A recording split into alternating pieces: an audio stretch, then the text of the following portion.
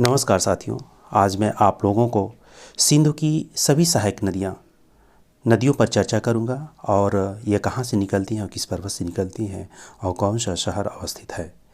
आगे हम समझते हैं कि सिंधु नदी की कुर्रम नदी, तोची नदी, गोमल नदी, तांबे नदी, कंदर नदी, ये सभी नदियाँ पाकिस्तान के सुलेमान पर्वत से निकलती हैं। सुलेमान की बात करते, सुलेमान कहाँ पे है?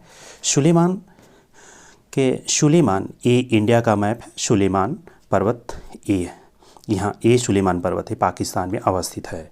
तो वही बात करें, गास्टिंग नदी, द्रास नदी, श्योक नदी, गिलगित नदी, जास्कर नदी, हुंजा नदी, नुब्रा नदी, शिगार नदी, ये सभी नदियाँ हिमालय से निकलती हैं। हिमालय देख लेते हैं, हिमालय कहाँ पे अवस्थित है। हिमालय भारत के उत्तरीय छोर पर अवस्थित है और ये पार्ट है हिमालय का और सभी नदियाँ यहाँ से निकलती हैं। वही बात करते हैं जास्कर की। तो जास्कर सबसे पहले उत्तर दिशा की ओर बहती है और फिर पूर्व की ओर बहती हुई नीमू के पास सिंधु में मिल जाती है। वहीं बात करें जास्कर नदी, जास्कर पर्वत श्रेणी के सरचू नामक पठारी भाग से निकलती है, जो हिमाचल प्रदेश और जम्मू एंड कश्मीर की सीमा पर अवस्थित है। श्योक की बात करें तो श्योक नदी काराकोरम क्षेत्र में मृत्यु की नदी की संज्ञा दी जाती है इसे। और वहीं मध्य एशिया में बात करें तो इसे यारकंडी के नाम से जाना जाता है। अब बात करते हैं झेलम नदी। अब बात करते हैं झेलम नदी। तो झेलम नदी निकलती है पीर पंजाल के गिरिपद में बेरीनाग के पास शेषनाग झील से निकलती है।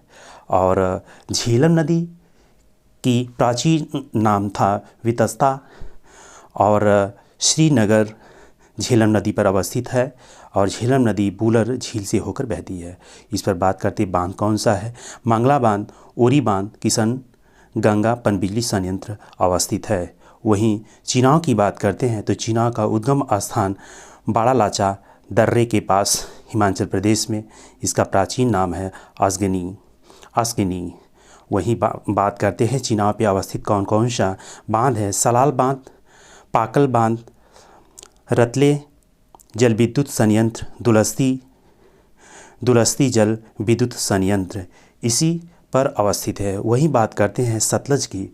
तो सतलज जो है, सतलज जो लुधियाना और फिरोजपुर सतलज नदी पर अवस्थित है। इस सतलज नदी पर ये भाखड़ा नांगल परियोजना अवस्थित है। और सतलज नदी निकलती है राकस ताल झील से और इसकी सतलज नदी की प्राचीन नाम था सतुद्री।